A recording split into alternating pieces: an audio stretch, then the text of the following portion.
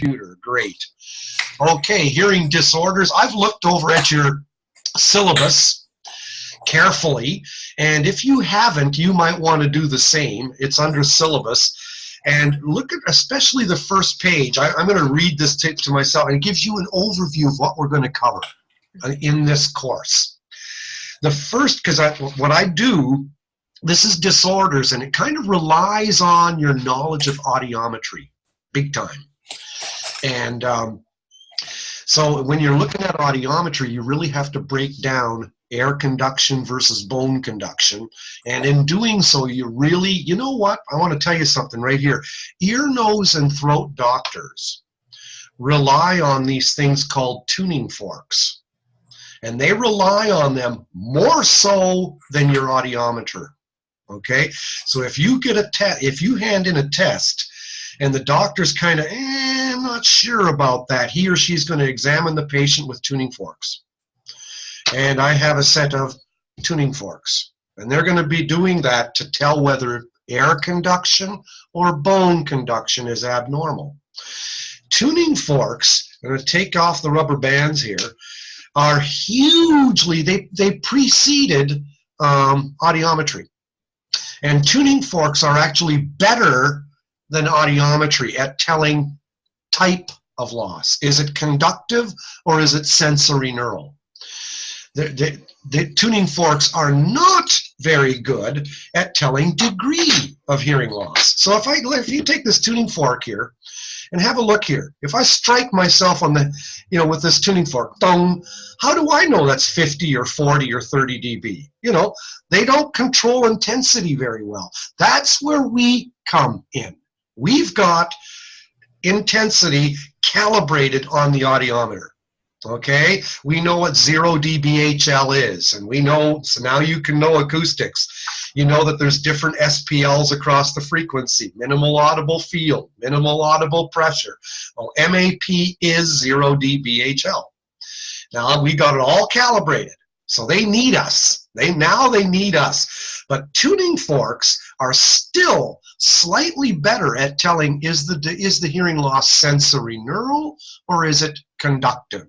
So type of hearing loss is something that tuning forks are really important for, and that's why we're covering tuning forks today. Okay? Next week, we're going to look at tympanometry, because tympanometry is a part of audiometry. When you look at audiometry, we should always break down audiometry into like 3 parts. Pure tone testing, speech audiometry, tympanometry. Tympanometry in 130. Did you learn it? Good, because we're going to go over it again, okay, next week, so that you really internalize the principles behind tympanometry. I think we'll spend probably 2 weeks on tympanometry, because it's really important for looking at middle ear pathology. This is a disorders course. You got to know if the person's got otitis media, does the person have otosclerosis, does the person have wax in his ear? All of those cause a conductive hearing loss. Tympanometry, we'll talk about that, okay? The third thing we're going to cover in this course is, so we got tuning forks, tympanometry, we'll look at outer and middle ear pathology. So that outer and middle. When you look at the anatomy of the ear, you've got outer, middle, inner ear. But when you're doing hearing testing, outer and middle ear are together. It's just sensory neural loss is by itself. And when you think about so outer and middle ear problems cause conductive hearing loss. So outer, what's the most common outer ear pathology? Wax, okay? Earplug, maybe a cockroach in the ear, God knows, okay? Middle ear pathology, what's the most common middle ear pathology? Otitis media. Oto ear, itis, inflammation, media, middle. Otitis media. Ear infections, earaches, okay?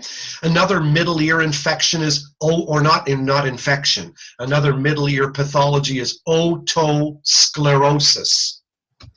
And sclerosis actually means hardening, doesn't it? Atherosclerosis, But you know what?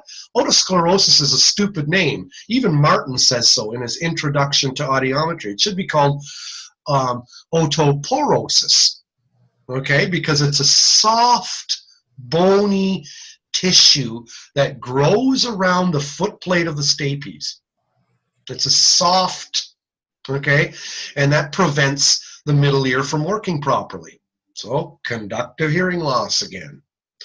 Another conductive hearing loss that's more rare is cholesteatoma. We'll cover this later. I'm just talking right now, you know. We're going to spend 2 weeks on this shit. So, but what do you call it? Here, I'm recording at this and I'm cussing. OTC is going to fire me. Anyway, cholesteatoma is a benign tumor that actually grows from a hole in the eardrum that did not repair properly. And the tumor grows rapidly and fills the middle ear space. Now, your middle ear space is as big as a sugar cube.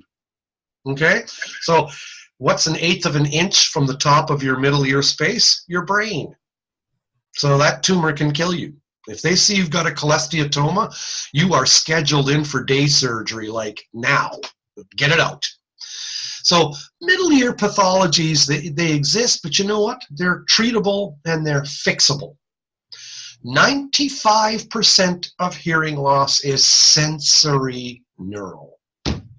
95.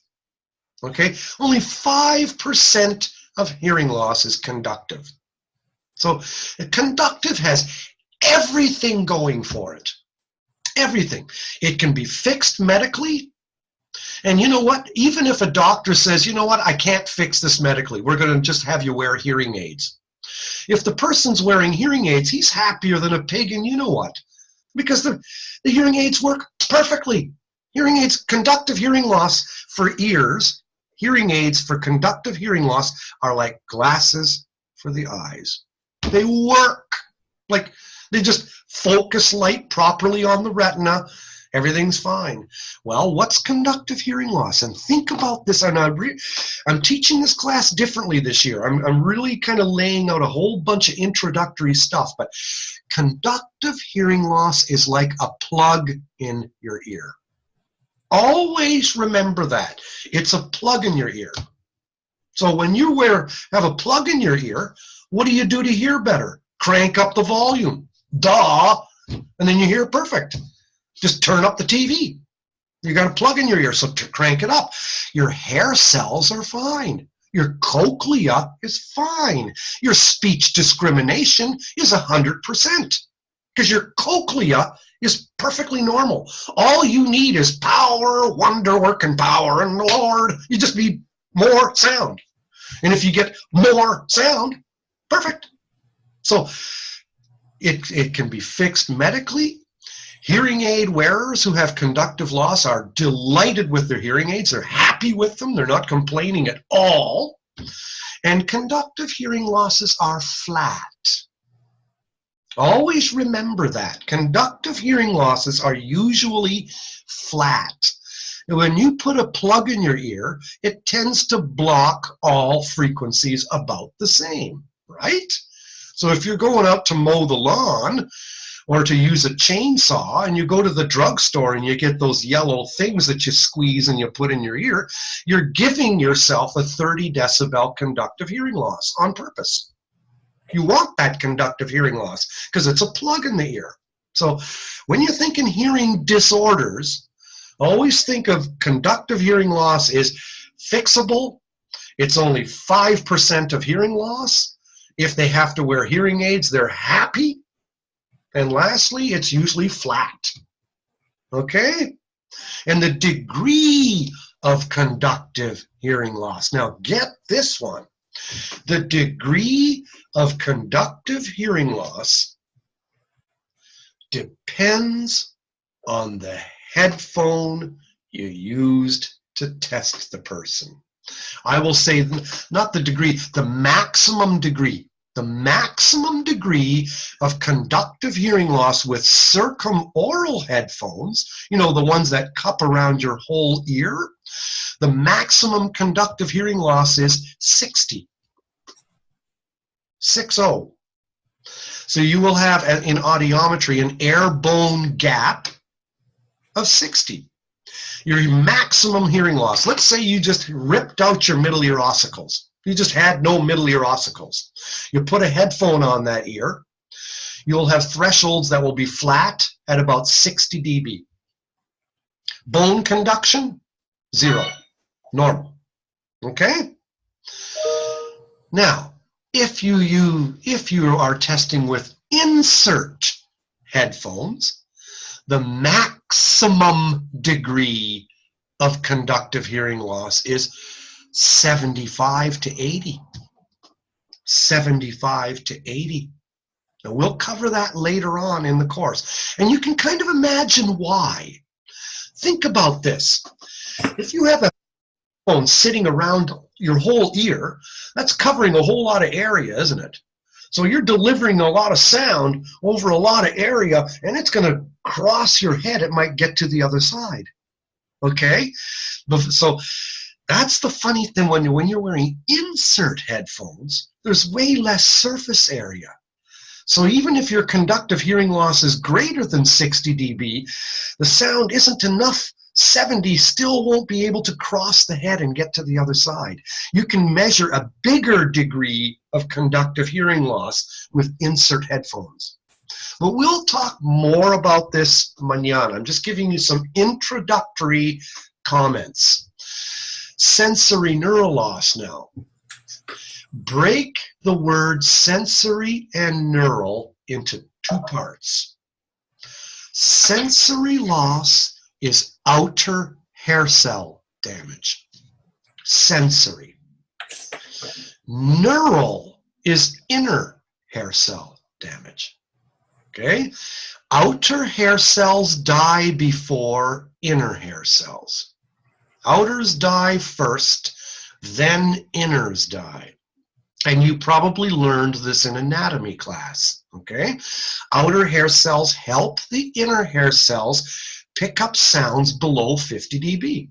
That's what they do. That's their purpose. Outer hair cells don't send information to your brain at all. If I ripped out all of my outer hair cells, I'd have a 50 or 60 dB hearing loss. Okay? And then 70 and 80 I'd be able to hear. Inner hair cells are what they call afferent, AFF. They send all info to the brain. So without your inner hair cells, you're deaf. But inner hair cells have that fundamental flaw. They can't pick up sounds below 50. They need the outers to help them do that. So, and God knows how this works. Nobody knows how it works. How do the inner hair cells know that it's only 30 dB? How do they know it's only 20? How do they tell? Who tells the outer hair cells to amplify? Well, nobody knows how that works. But all we do know is this. Presbycusis sounds like Presbyterian, Church of the Elders, presbyopia, vision of the elders, hits you when you're 40. Presbycusis, trouble hearing treble, hits you when you're 65. And actually, presbycusis begins from the day you're born. When you're born, you can hear from 20 hertz to 20,000 hertz. By the time you're 10 years old, you can't hear 20,000 hertz anymore. By the time you're 20, you can't hear 18,000 anymore. By the time you're 30, you can't hear past 15. By the time you're 40, so you're losing. By the time you're 65, now you've invaded the audiometric test frequencies of 8,000, 4,000. Now you have trouble hearing speech. So speech, those ultra high frequency sounds like 15,000 hertz, we don't really need that to hear speech. Have you ever heard of this device called the mosquito? A guy in England invented it. He didn't like kids hanging around his drugstore. He didn't like these kids smoking cigarettes hanging around the drugstore. So he made a speaker that emitted a 15,000 hertz tone. The kids could hear it. Adults couldn't. So the kids are going, oh, this is high pitch. God, it drives me nuts. Let's get out of here. The effectiveness of that device was seen by the lack of kids hanging around the drugstore. So, and I always think of the mind that would invent something like that. Who would think of something like that? It's like devious. It's great. It kills me. I don't know. Anyway, it's called the mosquito. Google it up sometime. You'll have a laugh on me. Anyway, presbycusis is the most common sensory neural loss, followed by noise-induced hearing loss, the second most common cause. Now, noise-induced hearing loss also kills outer hair cells. Okay, shooting target practice with a rifle, all of the stuff kills outer hair cells. Outer hair cells are the spoiled little princesses. They are the ones that die. They are the spoiled ones. Everything kills off outer hair cells. Ototoxicity, outer hair cells. Okay? When outers die, you have a mild to moderate sensory neural loss. Okay, that's presbycusis. Decent hearing in the low frequencies, sloping to a moderate degree of hearing loss in the highs. Trouble hearing treble. The trouble with treble. That's what I call it. Then you've got a different population of the hearing loss when it gets to be severe. And you see severe hearing loss, and sometimes genetically, sometimes the person just has the genes that give it, who knows, but that person, you can hear it in his speech. He's talking more like that. He had that deaf person speak. He's got a left corner audiogram. That means he's only got hearing at 125, 250, 500, maybe out to 1,000. And the hearing levels are like 80 decibels, you know, take 80 decibel thresholds. And then beyond 2,000, there's nothing. Okay, that person has neural hearing loss. He's got outer and inner pathology. Okay, so that person is in a totally different camp. His hearing aids are cheaper because they've got fewer bells and whistles. He can't deal with digital noise reduction. He hasn't got the time of day for that crap. Okay, he wants power. He wants a powerful hearing aid with few bells and whistles. This person's actually quite happy with his hearing aids because he simply can't hear without them. Those are his connections to the world. And you're going to find clinically that these people have almost an intimate relationship with their hearing aids. When they get new hearing aids, they want the ones to sound just like the old ones. And they're doing this stuff with the new hearing aids. Oh, and they're clicking their fingernail. You think, are you on drugs? No, they're testing the sound made by that hearing aid. They want it to sound just like his old one because that was his lifeline to the world. They're easier to fit.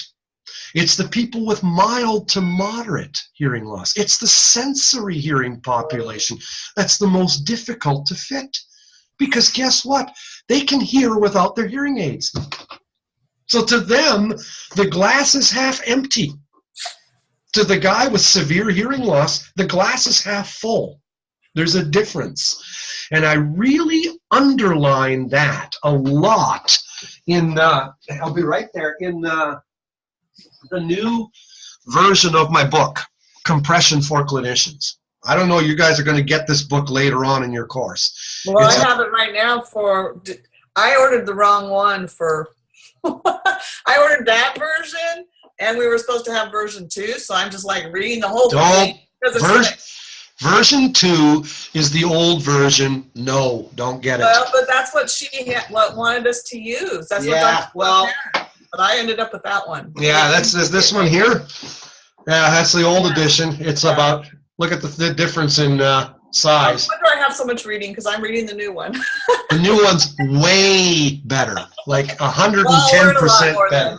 Then, right? The new one, I really lay out sensory versus neural, and I talk about exactly this. If you read the preface of the new edition, you'll hear these words. You're going to actually recall this Zoom session. You're going to be, oh yeah, you said that. And anyway, So outer hair cell damage, inner hair cell damage. Presbycusis is usually outer, but you're going to notice when you test hearing that you might have two people with the same mild to moderate loss that have different speech discrimination.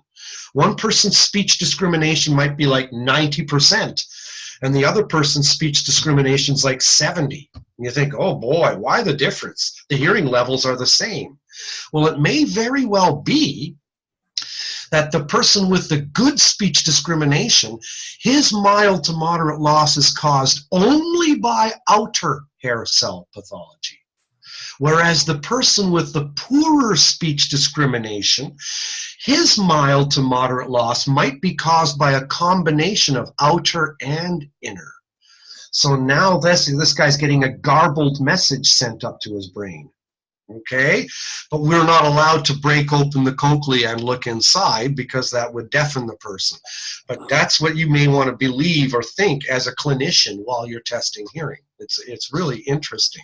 So I've spent probably about a half an hour here just gabbing about stuff, but I'm just laying out basic tracks of where we're going in this course. Maybe we'll cover the tuning forks next week, but I don't know, we'll just kind of play this by ear. Anyway, play this by ear. The fourth section, so we got tuning forks, we're going to cover tympanometry, outer and middle ear pathology, sensory neural pathology, inner ear. I'd like to then take a peek at tinnitus, ringing in the ear.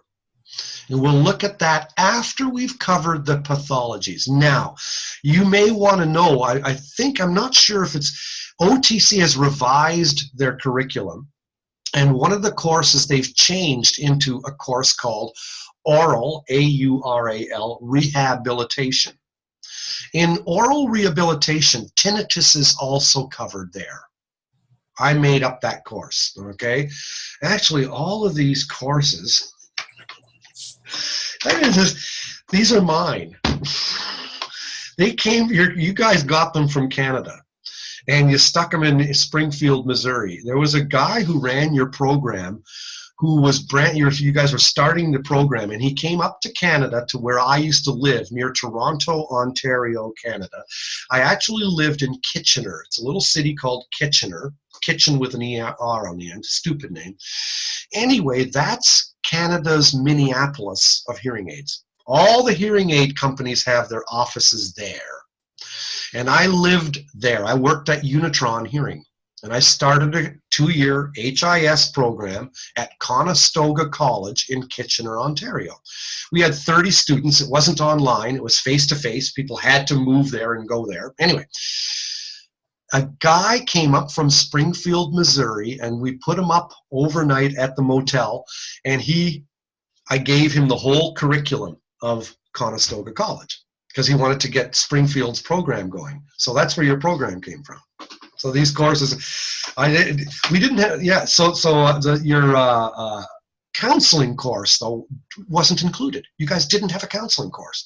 So Becca and I decided last summer, let's make up a counseling course and jam it in there because OTC needs a counseling course. And I thought, what goes well into a counseling and oral rehabilitation course? Tinnitus. Because tinnitus, you can't fix it. There's no magic pill for it. The only thing you can do for tinnitus is to get the guy to relax and realize it's just a nuisance. That's all it is. Think of tinnitus like this. You're stuck in traffic. You don't know why. You're late for an appointment. You've got to get there and you're late. And you're going, and the traffic, you're at a gridlock standstill. Finally, you roll down your window and you ask the trucker who's parked beside you, what the hell's going on over there? Oh, it's a tipped over car. They're pulling it away. I can see it from here. It's a car tipped over. Oh, okay. So you get on the phone. Honey, I'm going to be late. I'm stuck on I-5 or whatever. Traffic. But now your whole heart rate is calmed down because now you know the reason. It's just like It's another thing like snoring. If you hear snoring across the hall or a tap dripping, it may not be that loud, but how much are you going to let it bug you? You see, that's tinnitus. And guess what the biggest treatment for tinnitus is? Hearing aids. Because hearing aids pick up background noise. And background noise masks the tinnitus. And my dad has when people try to sleep, go ahead. My dad has really bad tinnitus along with moderate hearing loss. And he probably hears it most at night when he's trying to sleep. He would talk about it all the time. Awful. Hearing aids are real, because hearing aids pick up background noise. Background noise masks the tinnitus. So we're going to cover tinnitus. After that, we're going to look at something called retrocochlear pathology, eighth nerve tumors. Okay, and they're not common. Only 1 in 100,000 people has an eighth nerve tumor. Eighth nerve tumors are not malignant.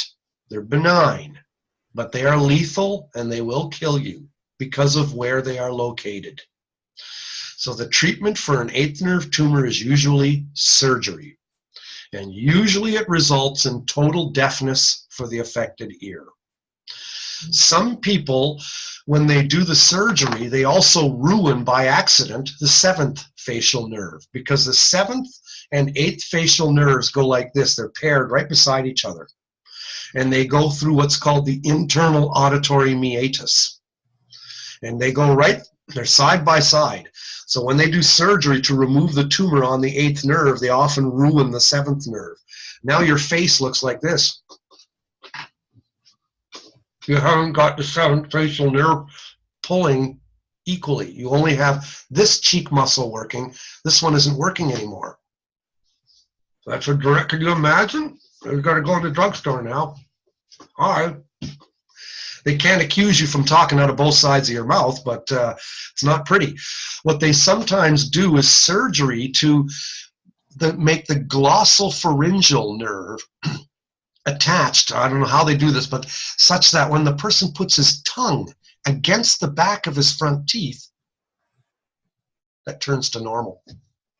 So as long as he puts his tongue, feel that ridge behind your front teeth, a bumpy ridge. That's called your alveolar ridge. If you put the tip of your tongue against that, when they do that surgery, the face will get normal. So they have some respite. But anyway, eighth nerve is a retrocochlear pathology is a trip. The last thing we'll cover in the course is pseudohypoacusis. Liars. Malingering. Pseudo, P-S-E-U-D-O, pseudohypoacusis.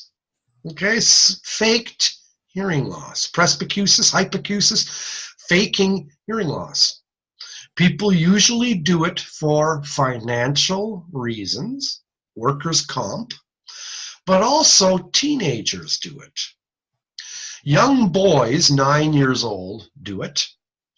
Girls, 11 and 12, just entering puberty, tend to do it. They're not as pretty as they think they should be, looking for attention, want some, looking for attention. I tried that when I was little. I remember it. I remember trying to fake hearing loss, and it didn't work. No, they can't. You can't. We have way too many tricks up our sleeve, and the first trick you may have already learned in audiometry. The SRT does not agree with the pure tone average. Yep. That's how you catch them. People can fake a hearing loss and be quite good at faking it, but then when they try to fake the loudness of speech, they can't match that with the pure tone average, and that's how we catch them.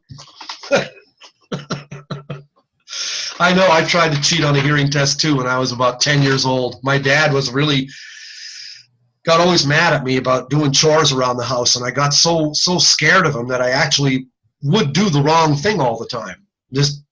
I would tell my mom, I can't hear.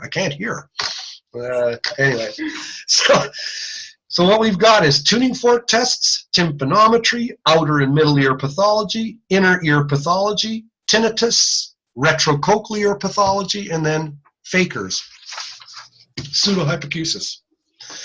What time is it? Oh, wow, it's 12:05. We're just a booking along here. Okay, cool. So, oh yeah, then you guys have, I think there's 2 quizzes in the course. Okay, and the quizzes are worth a total of 10% each. One is before the midterm, one's after the midterm. Then you have I think Lynn Royer has you do some assignment. It's 10%. I have no idea what that is. Like, doo-dah, Teddy doesn't know. And then you have a midterm worth 30%. And then you have a final exam worth 40. Midterm 30. Go ahead, Kelly. Is the midterm proctored or just the final proctored? I believe just the final. Okay. Just like acoustics. Yeah. Okay.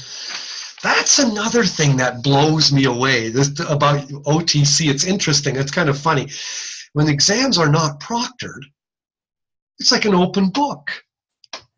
Like it's like shooting fish in a barrel. Like you could just kind of look in your notes. You know what I mean? Like you can literally just kind of look in your notes and okay, yeah, all right, yeah, there you go. Circle that. And so you go, wow, that's pretty good. When we ran the face-to-face program at Conestoga College, I always gave unannounced quizzes. And I would just hand them out and sit in front of the class. They'd have to write them, then I'd collect them. Midterm exam, of course it was proctored. I was the proctor. I'm watching them. And I would always walk around and collect their weapons of mass distraction. I would take their cell phones or whatever, dump them in the bag, sorry, weapons of mass distraction. And then I would hand them a calculator from the dollar store. They each got a calculator. Oh, it'll add, subtract it. You can do your stuff.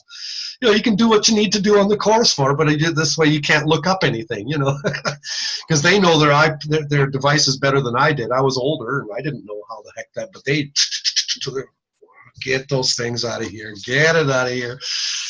Anyway, we're good? All right. Okay, that's all the lies I can tell you. Let's see. So, okay, why don't we just sort of break into good old tuning fork testing? I've got my notes over here, but I can also share screen. And why don't I share screen? Why don't you be nice, Ted, and share? Share screen. Okay. Desktop, I guess so. That's what I want to do. I think it's desktop, yeah. Okay, can you see that? All right, what do we got here? Okay, can you guys see this picture here? All looks okay? Fittings the eye versus fittings the ear, yeah? And again, you know, the eye, always contrast it. They've got it made in the shade. The retina is intact.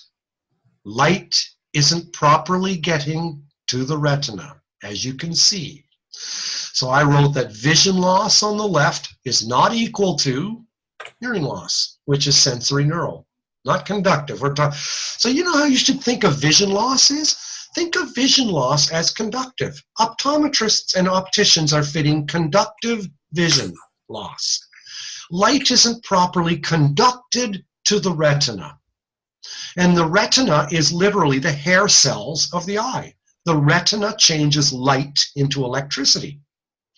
Hair cells change sound into electricity. So really that's, you know, when you're looking at the eye versus the ear, it says on the bottom of the screen, hair cells of the cochlea are literally the retina of the ear.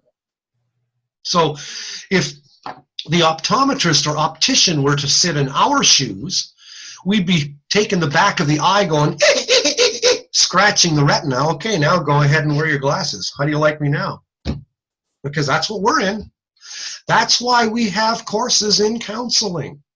That's why you are always told about the limitations of hearing aids. Hearing aids cost more than glasses, and they don't work as well. You have two things against us that way. That's why optometrists don't take courses in this is how to get the client to have realistic expectations of the glasses and to get used to the limitations of the glasses. And to, I mean, you walk into an optical store and usually the mood is happy. There's little waterfalls happening. There's gorgeous babes with beautiful looking glasses and model look. Everything is, the whole mood is upbeat because people get vision loss at any decade of life. and glasses are, frankly, cool. People like them. So what dictates that? The nature of damage to the end organ. They are lucky because they have conductive vision loss. And when you have conductive vision loss, these things you can get from the dollar store, and they work. Okay? That's why the public that's why vision is in such a different territory from us. Now, here's the next slide. We're talking air versus bone, and you studied this in 120 and in 130, especially 130. Air conduction involves the whole total ear, from Phoenix all the way to Seattle. Okay? But bone conduction, Bone conduction begins in San Francisco and goes up to Seattle. Seattle is Seattle, okay? But bone conduction cheats. It does not involve the outer ear. It does not involve the middle ear. It bypasses them and goes straight to the cochlea. They both get to the same place, but they do it in different ways. Here's the next slide. This slide is out of Martin. I think it's an exceptionally good slide. It's look at how many parts of the ear anatomically that you see. You'll see 4 parts here: outer, middle, inner, eighth nerve. But hearing testing breaks it down into 2 parts: conductive and sensory neural. And look where the dotted line goes right through. Okay? Sensory neural, really sensory, inner, think of outer hair cells. Neural, think of inner hair cells, because what are the inner hair cells attached to? The eighth nerve. The eighth nerve communicates not so much with the outer hair cells. The eighth nerve communicates with the inner hair cells. So now when you're looking at this slide, now you probably had this slide in 130, no doubt. Normal hearing, everything goes through. All the boxes are white. Bone conduction cheats. It bypasses the outer and middle, goes straight to the cochlea. Conductive hearing loss, the pathology is usually in the middle ear. You can see the grayed out box. Impaired air conduction, but because bone conduction bypasses the outer and middle ear, it's normal. Third one down, sensory neural. The pathology is now in the cochlea. Air conduction is impaired. Bone conduction is impaired, because even though bone bypasses the outer and middle ears, it still gets to the damaged cochlea. So your bone scores are no better than your air thresholds. Mixed hearing loss is a tricky one. Has a pathology in both areas. Maybe the person has presbycusis, and maybe he or she also has otitis media. Both. Okay? You're going to have a hearing loss by bone conduction and a greater hearing loss by air. So basically, memorize this little puppy here, looking at our audiogram. And I say this, I want to really underline this very much so, because there are some people out there that are really bad. Here's what I mean. I don't want to sound like Trump. They're really bad. Some people are really bad. Well, here it goes. Every octave that you go up, that length should equal 20 dB. This is ANSI standard. Look at how my cursor is going from left to right. When I go up 1 octave, that's equal to 20 dB. There are some dispensers, some specialists out there that take the audiogram and they elongate it. They make 0 to 10 nice and small, but as the hearing loss gets worse, they make the decibel distances greater. And that makes the audiogram look more emphatically bad to the person. And that's technically illegal. Okay? This is ANSI standard. Every octave that you go up is equal in length to 20 decibels going down. It's a perfect square. Another thing to note is your mid frequencies. Memorize the mid frequencies and when you should test them. You don't always have to test the mid frequencies, but you do need to test them when the decibel distance, look where my cursor is 20 dB or greater between two adjacent frequencies. So if my threshold was 10 here and it was 30 at 1,000 hertz, that's 20 dB. You need to test the mid frequency. Okay? So that's a rule of thumb. Your four mid frequencies are 750, 1500, 3000, and 6. With noise-induced hearing loss, it's always good to test 3 and 6 as well as 4. Always, noise-induced loss has that pickup at the bottom, you know. When you've got that, you really want to get detailed. You want to test the mid frequencies there. So here's your basically conductive hearing loss that we said earlier. It's usually a plug, and you can see that. It's flat, and you can see that the bone scores are really quite normal. Now, what's the trouble with this audiogram? I'm going to ask both of you, tell me is this audiogram finished or not? No. No, you haven't done the bone conduction. Yeah, for the other. Yeah, you don't know which ear the bone conduction is for, do we? Right. The bone conduction you can see is normal, but you don't know whether that represents the right or the left ear, do we? Right, because you don't know if you have crossover. That's right. All right, good. Note the configuration. It's usually quite flat. This could be a child with otitis media. Who knows? Note sensory neural loss now. Usually a sloping configuration. Usually people lose hair cells in the high frequencies, and it gets worse and worse as you move toward the low frequencies. So it gets better and better as it get toward the lows. We lose our ultra high frequencies early in life, and when we hit 65, the loss has now invaded the audiometric frequencies. What I always tell people too, I use this analogy. The carpet at the doorway gets dirty first. All sounds have to go through the base of the cochlea, where the high frequency hair cells are, right near the foot plate of the stapes. All traveling waves enter through that area of the cochlea to get anywhere else in the cochlea. So the apical hair cells, the hair cells at the low frequency tip of the cochlea, those are protected. Only low frequency sounds ever go there. But the base of the cochlea, all traveling waves go through the base of the cochlea to go wherever else they're going to go in the cochlea. So the analogy I always use is the carpet at the doorway is the dirtiest. That's the first to get dirty. That's why people put a mat by the door. So the hair cells at the doorway of the cochlea are usually the first to become damaged. That's an analogous way of looking at things. Here's a mixed loss. Yeah. Now this mixed loss, look at how it's sloping. Look at how the bone scores for the right and left ears, decent in the low frequencies, and they slope down to a moderate loss.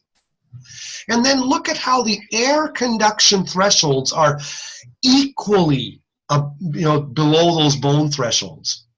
They're all about 30 dB in this case. If the person's bone thresholds were normal, this would be a flat 30 dB loss. Okay? But again, it's to emphasize that the conductive portion is usually similar across the frequencies, because conductive hearing loss is a plug in the ear. Always circle back to that. It's a plug in the ear, and a plug in the ear is going to dampen all frequencies relatively equally. So the conductive component of this mixed loss is around whatever I decided to put it, 20 to 30 dB, fairly similar across the frequencies. It's the sloping loss of the bone thresholds that makes the air conduction thresholds go down as you go toward the highs. We clear on that? Good. Here's a set of tuning forks. Yeehaw! We'll finally get to today. I know where this is going to spill over to next week. What else is new? All right, so we've got the lowest frequency tuning fork that usually people use is 250 hertz. It's actually 256. The next one is 512. The next one is around 1,000 hertz. It's actually 1,024. I don't know, I didn't make this stuff up. That's just what it is. And the highest frequency tuning fork, I've got a bouquet of these things, is a 2,000 hertz, 2,048. All right? So people usually test tuning forks, 250, 500, 1,000, 2,000, and they don't really go much above 2,000. I mean, because the mass of the skull isn't going to vibrate very well with 8,000 hertz. But basically, tuning forks, a few frequencies are, usually about 4. 250, 500, 1,000, and 2. And actually, middle C on a piano is 256 hertz. And high C on a piano is actually 512 hertz. That's in musical scales. In audiological scales, we just call it 250, 500, 1,002. But in music, it's actually 256, 512, 1,024, 2,048. Your octaves go higher that way. The first tuning fork test, the first tuning fork we'll cover here is called the Bing. The Bing tuning fork test. B-I-N-G. Bing! Now, this is based on the occlusion effect. So try this with your own voice. And I'll tell you a story about my mother. Okay, here it goes. She phoned me up a couple of years ago, and she said, Ted, you're the ear guy in the family. My right ear hurts. Well, Mom, tell you what. Put the phone down and plug your good ear, your left ear, and hum, talk. What are you doing? No, I'm serious, Mom. Plug your good ear and hum. And why don't we do that? You guys do that too. 1, 2, 3. Did you hear your voice louder when your ear was plugged? Yeah.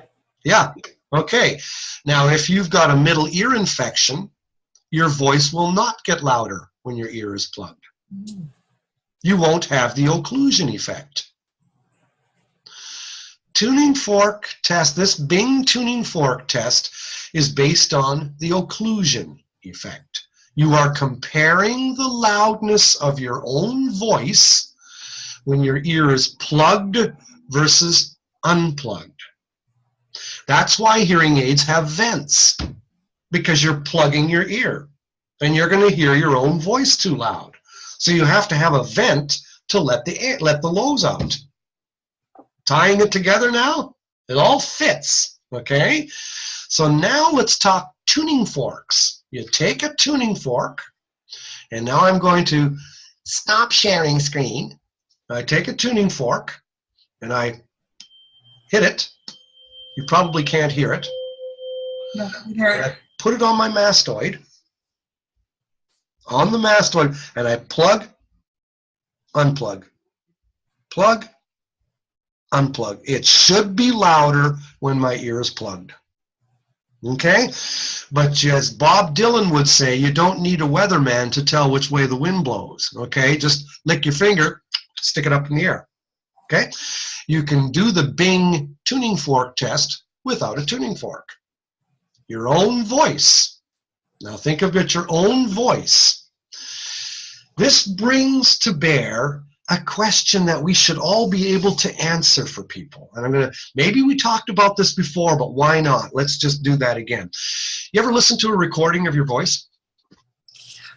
Yeah, you don't like it, do you? No. Neither do I. You know why? Because when you're listening to a recording of your voice, you are hearing yourself as others hear you.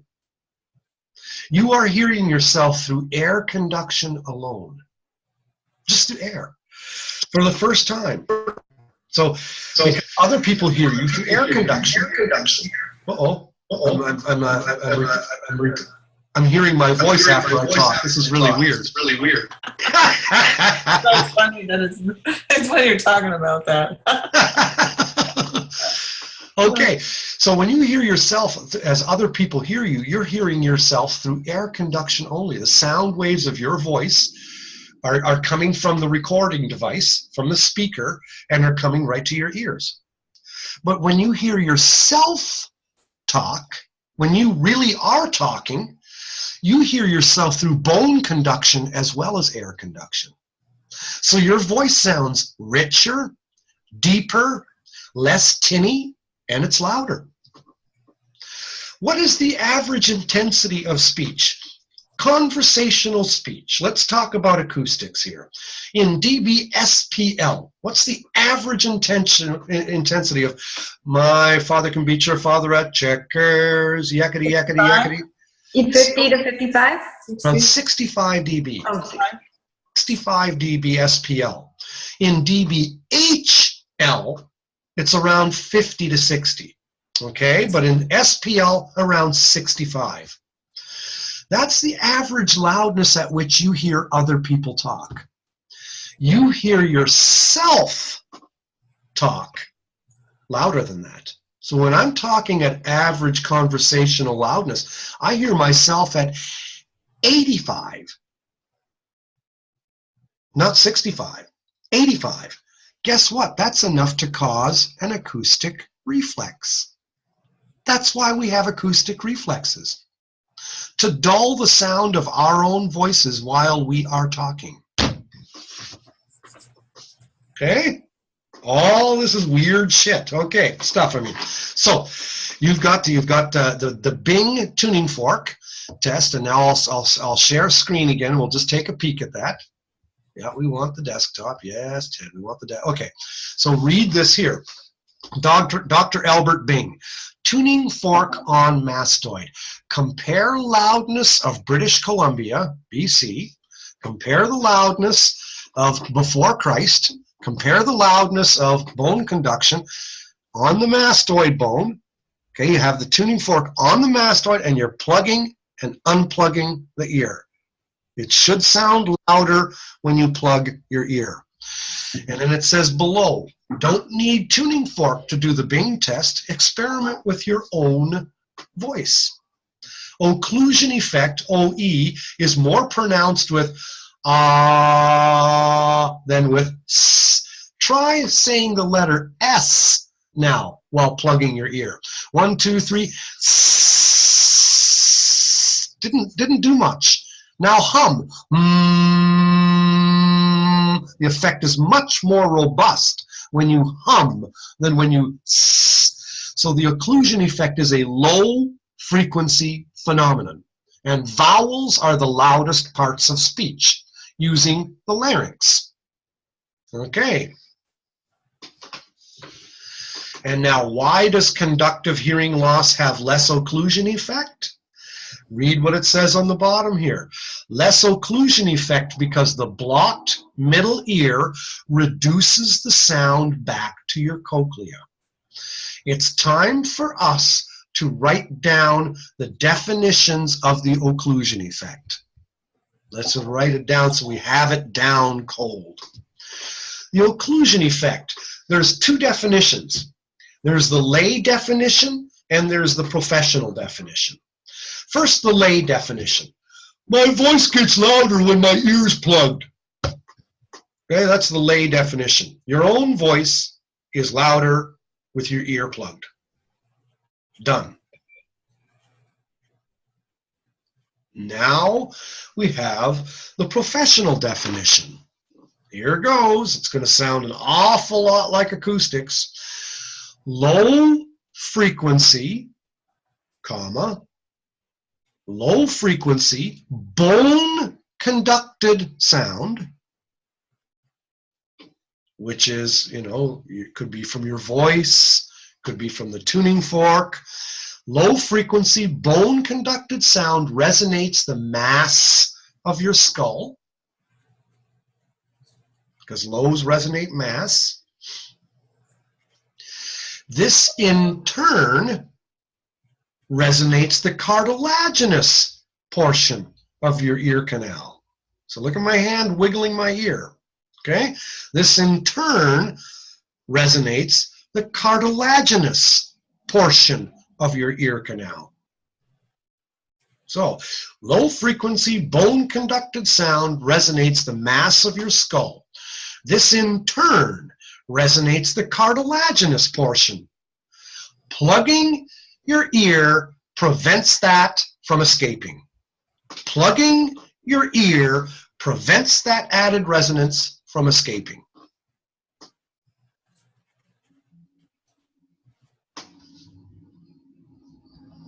Share screen. Let's share. Okay. Read the bottom left of your screen here. Conductive hearing loss has less occlusion effect because the blocked middle ear reduces the sound back to the cochlea. Cool? All right. Okay. I'm getting, remember last year, there you go. Masking for occlusion, bone conduction and occlusion effect. Don't worry about the words masking, but just again, here it is for you. Occlusion effect definition. Low frequency bone conduction sound resonates the mass of the skull. The cartilage of the external auditory meatus vibrates. Plugged ear prevents this added resonance from escaping. With hearing aids, your own voice is louder when your ear is plugged, hence vents. So here's your hearing aid, or here's a finger stuck in the ear. The added sound is blocked from escaping. It can't get out. That's why you hear louder. That's why you get the occlusion effect. The next tuning fork test, and it's almost time to go. I'm at my hour here, but I'll finish with this test, is called the René tuning fork test. René. Monsieur René, a Frenchman, Dr. Heinrich René. Here you go. Take the tuning fork, hit it, put it on your mastoid, hear it, and now hold it against your ear. Which was louder? Bone conducted, air conduction. Bone conduction, air conduction. I'll stop sharing screen and show it to you closer. All the doctors do this, so excuse me. Tuning fork on the mastoid. You hear it. Hold it here. Whoa, way louder. Hold it here. I hear it. Way louder. What does that demonstrate? That demonstrates, what did we say in acoustics class? I'm not sure if you learned this in anatomy or not, because I didn't teach your course. What does the middle ear do? The middle ear. It gives amplification, basically. Yeah. It gives you, what is it, like 30-something decibels? Correct. Correct. That's exactly, and that's what you're hearing here. Here. Okay, gotcha. It's about 35 dB louder. Okay. Because of what the middle ear is doing. And you remember how the middle ear does that. Does it in 3 ways, right? The stapes is 17 times bigger than the foot plate of the or the eardrum is 7. I always tell people, hold your hand and press it tight against your face. Feel the pressure. Now do this once. Check this out. Take your hand and press it hard against your face. Now stop. Now push with equal force against your fingertip. It hurts, doesn't it? Fingertip hurt, this didn't. That's why you have a middle ear. The hand is your eardrum. The fingertip is the foot plate of the stapes. So pressure or force on a big area is converged onto a small area. That increases sound pressure. And you have to have that because the cochlea is filled with fluid. And airborne sound is going to bounce right off that fluid. If you have your head under a swimming pool and I'm standing at the edge of the pool talking to you, you're not going to hear a word I say because your head's underwater. My airborne sound's going to bounce off the water. Well, something has to help airborne sound activate a fluid-filled cochlea, and that something is your middle ear. Okay? And the second way it does that is because the leverage action of the middle ear ossicles. I think that the manubrium of the malleus is a little bit longer than the incus. You get that little bit of a pressure. And also the third way is that the eardrum buckles. It doesn't move all as a unit. but it kind of buckles a little bit. So you add up all those factors together, and you have like a 44-to-1 pressure increase, which corresponds to about, remember when you learned your decibels, 10 dB pressure increase, 20, 100 dB pressure increase, you go up 100. Well, 44 is somewhere between 10 and 100, so it basically gives you about 30, 35 dB. So the Rene tuning fork test is a lovely, eloquent demonstration of what your middle ear is doing. So air conduction should sound louder than the bone. Who has that? Normal hearing people. And who else would have a normal Rene result? What other clinical population in terms of hearing loss? Sensory neural loss would have normal. They would have it too because they've got nothing wrong with the middle ear. Middle ear's working. The middle ear is working fine. Yeah. So even though they have diminished hearing, this will sound softer than that. This will sound, and that's, so normal hearing and sensory neural loss should have it that the air conduction is louder than the bone. Rene, tuning fork test. And if a doctor doubts your test, he or she's they're gonna use the tuning forks. But remember, the tuning forks are not very good at telling degree of loss. I need to say so long. I have a house showing that I need to prepare for, so. We're done. Okay. We're done. Oh, okay, great. I'm signing off. You're like 2 seconds ahead of me. Oh, okay, sorry. Good stuff. No, perfect. That's all good. We are finished for today. I'm really glad you attended. We went a little bit over, but we'll finish this off next week. Stay in touch with any emails, or did you get my remind? Did you guys get the remind and stuff like? Perfect. Okay. Adios. Live long and prosper. See you when we look at you. All right. See you next week. Yeah.